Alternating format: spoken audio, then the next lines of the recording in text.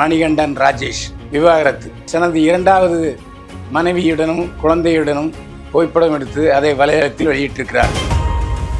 போதை மருந்து நடமாட்டம். சினிமா உலகில் இரவு விருந்துகள் அனைத்தும் ரத்தானது. பல நடிகைகள் ஒல்லியாக இருப்பதற்கு இது ஒரு காரணம். நடிகை தமன்னா நள்ளிரவில் மிதமிஞ்சிய போதையில் நடிகைகளுடன் குத்தாட்டம் போட்ட தகவல் பரபரப்பாகி இருக்கிறது. உடனே எம்எல்ஏ இப்படி அவதூறு செய்திகளை பரப்புகிறார்கள். பயில்வான் இன்னும் ஒரு குண்டை தூக்கி போடுறாங்க. நேயர்களே, இதுதான் அந்த தகவல் வந்த தினகரன் பத்திரிகை கட்டி. நான் ஆதாரமாக இதை காட்டுகிறேன். அறுவை சிகிச்சையில் கத்தை என்பது வரலாறு, ரோபோட்டிக் சர்ஜரி என்பது இன்றைய கூறு. தங்கம் புற்றுநோய் சிகிச்சை மையம், நாமக்கல் மற்றும் கான்பூர். என்னை வாழ வைத்துக் கொண்டிருக்கும் யூடியூப் சேனல் நேயர்களுக்கு நன்றியும் வணக்கம். நடிகை தேவயானியின் தம்பி விவாகரத்து.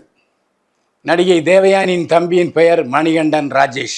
சமீபத்தில் மணிகண்டன் ராஜேஷ் தனது இரண்டாவது மனைவியுடனும் குழந்தையுடனும் புகைப்படம் எடுத்து அதை வலைதளத்தில் வெளியிட்டிருக்கிறார். இது மிகவும் பரபரப்பை ஏற்படுத்தி இருக்கிறது. எப்போது மணிகண்டன் ராஜேஷ் இரண்டாவது திருமணம் செய்து கொண்டார் என்பது யாருக்குமே தெரியாத நிலையில் இப்போது குழந்தையும் பிறந்திருக்கிறது. அதே நேரத்தில் முதல் மனைவி வெளியிட்ட பதிவும் இணையதளத்தில் மிகுந்த வரவேற்பை பெற்றிருக்கிறது. சின்ன திரையிலிருந்து பெரிய திரைக்கு வந்து பெரிய அளவில் பரபரப்பை ஏற்படுத்தாத நடிகர் மணிகண்டன் ராஜேஷ். பிக்பாஸ் நிகழ்ச்சியில் போட்டியாளராக கலந்து கொண்ட பிறகு மணிகண்டன் ராஜேஷுக்கு புகழ் அதிகமானது. ஆனாலும் புதிய படம் எதிலும் அவர் ஒப்பந்தமாகவில்லை. சமீபத்தில் மணிகண்டன் ராஜேஷ் ஒரு நடன பள்ளியை துவங்கியிருக்கிறார், டான்ஸ் கிளப். இந்த டான்ஸ் கிளப்பை நடிகர் விஜய் சேதுபதி வந்து திறந்து வைத்தார். சினிமா பிரபலங்கள் பலர் இதில் கலந்து கொண்டனர். முதலில் மணிகண்டன் நடிகை சோபியாவை காதலித்து திருமணம் செய்து கொண்டார். அட்டகத்தி படத்தில் கதாநாயகியாக நடித்திருந்தார் சோபியா. அதுபோல விஜய் டிவி, ஜி டிவி ஆகிய சேனல்களில் ஒளிபரப்பாகும் தொடர்களிலும் சோபியா கதாநாயகியாக நடித்து கொண்டிருந்தார். சன் டிவியில் மருமகள் என்ற தொடரில் வில்லியாக நடித்து பரபரப்பை ஏற்படுத்தினார் சோபியா. அந்த நேரத்தில்தான் சோபியாவை காதலித்து திருமணம் செய்து கொண்டார் மணிகண்டன் ராஜேஷ். பிக்பாஸ் நிகழ்ச்சியில் மணிகண்டன் ராஜேஷ் கலந்து கொண்ட பொழுது மகனுடன் சோபியா பிக்பாஸ் நிகழ்ச்சியில் கலந்து கொண்டார் என்பது குறிப்பிடத்தக்கது. ஆனால் என்ன நடந்ததோ தெரியவில்லை. கடந்த டிசம்பர் மாதத்தில் மணிகண்டன் ராஜேஷும் நடிகை சோபியாவும் விவாகரத்து செய்து கொண்டார்கள். ஆனாலும் இவர்கள் அதிகாரப்பூர்வமாக இதுவரை இந்த செய்தியை அறிவிக்கவில்லை. மீடியா பக்கங்களில் மணிகண்டன் ராஜேஷும் சோபியாவும் இணைந்திருந்த புகைப்படங்கள் அத்தனையும் விலக்கிக் கொள்ளப்பட்ட பிறகுதான் இவர்கள் விவாகரத்து செய்து பிரிந்து விட்டார்கள் என்பது தெரிய வந்தது. இந்த நிலையில் நடிகர் மணிகண்டன் தனக்கு இன்னொரு பெண் குழந்தை பிறந்திருக்கிறது என்பதை அறிவித்திருக்கிறார். தன்னுடைய இரண்டாவது மனைவியுடன் அந்த குழந்தையும் படத்தையும் வெளியிட்டிருக்கிறார் மணிகண்டன் ராஜேஷ். ஆனால் இரண்டாவது மனைவி யார் என்பது பற்றிய விவரத்தை மணிகண்டன் ராஜேஷ் இதுவரை தெரிவிக்கவில்லை. முதல் மனைவி சோபியாவுக்கும் நடிகை தேவயானிக்கும் கருத்து வேறுபாடு ஏற்பட்டதன் காரணமாகத்தான் தன்னுடைய அக்கா தேவயானியுடன் கூட பேசாமல் பிரிந்திருந்தார். சோபியாவை பிரிந்த பிறகு அக்காளும் தம்பியும் தேவயானியும் மணிகண்டன் ராஜேஷும் இணைந்து பல விழாக்களில் கலந்து கொண்டார்கள். இதே நேரத்தில் நடிகை சோபியா மணிகண்டன் ராஜேஷின் முன்னாள் மனைவி வலைதளத்தில் ஒரு செய்தியை வெளியிட்டிருக்கிறார். வாழ்க்கையில் புதிய அத்தியாயம் இப்போதுதான் தொடங்கி இருக்கிறது, நான் இன்னும் வலிமையாக இருக்கிறேன் என்று பெருமிதப்பட்டு செய்தி வெளியிட்டிருக்கிறார் சோபியா.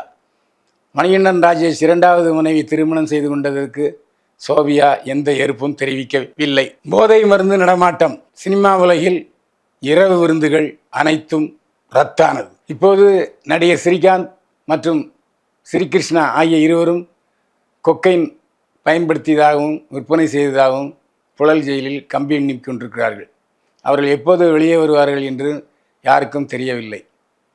அந்த சூழ்நிலையில் சினிமா உலகில் இசை விழா பார்ட்டி, 100வது நாள் விழா பார்ட்டி, தேங்க்ஸ் கிவிங் பார்ட்டி என்றெல்லாம் இரவு விருந்து நடத்துவார்கள் தமிழ் சினிமா பிரபலங்கள். இப்போது போதை மருந்து நடமாட்டம் எதிர்வலியாக அனைத்து இரவு விருந்துகளும் சினிமா பிரபலங்களால் ரத்து செய்யப்பட்டன. அது மட்டுமல்ல, பல நடிகர்கள் தங்களுடைய செல்ஃபோன் எண்ணை மாற்றியிருக்கிறார்கள். அது மட்டுமல்ல, செல்ஃபோன் நம்பரை ஆஃப் செய்து வைத்திருக்கிறார்கள். முக்கியமான நபர்கள் என்றால் மட்டும் பேசுகிறார்கள், மற்றபடி பேசுவதில்லை. போதைப்பொருள் விற்றதாக கன்னியா நாட்டைச் சேர்ந்த பெண்மணி கைது செய்யப்பட்டிருக்கிறார். அவர் சொல்லும் பொழுது, நான் பல உதவி இயக்குநர்களுக்கு கொக்கைன் விற்றிருக்கிறேன். பிரபல இயக்குநர்கள் தங்களுடைய உதவி இயக்குநர்கள் மூலம் என்னிடம் கொக்கைன் வாங்கி செல்வார்கள்.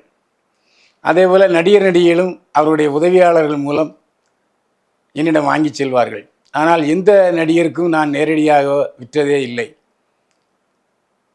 புரோக்கர்கள் மூலமாகத்தான் நான் விற்று கொண்டிருக்கிறேன். அமெரிக்காவிலே பிரபலமான கோகோ தாவர இலையிலிருந்து கண்டுபிடிக்கப்பட்டது தான் இந்த கொக்கைன் மருந்து. இந்த கொக்கைன் மருந்தை பலவிதமாக கன்சியூம் செய்கிறார்கள்.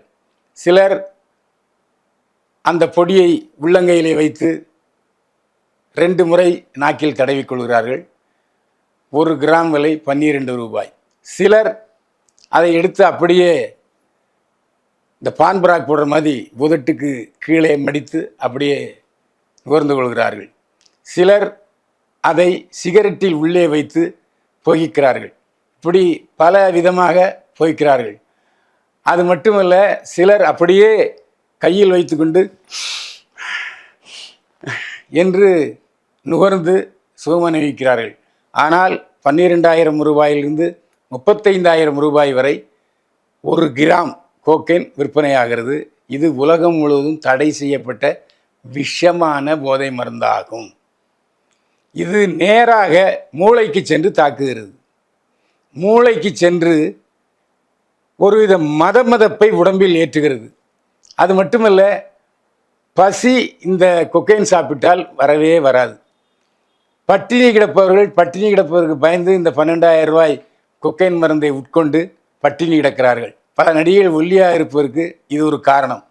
ஆனால் எந்த நடிகைகள் இதை பயன்படுத்துகிறார்கள் என்பது வெளியே யாருக்கும் தெரியாது. இந்த போதை கலாச்சாரத்தை முற்றிலுமாக ஒழிப்பது என்று தமிழக போலீசார் கங்கணம் கட்டிக்கொண்டு வலை வீசி அனைவரையும் தேடி வருகிறார்கள்.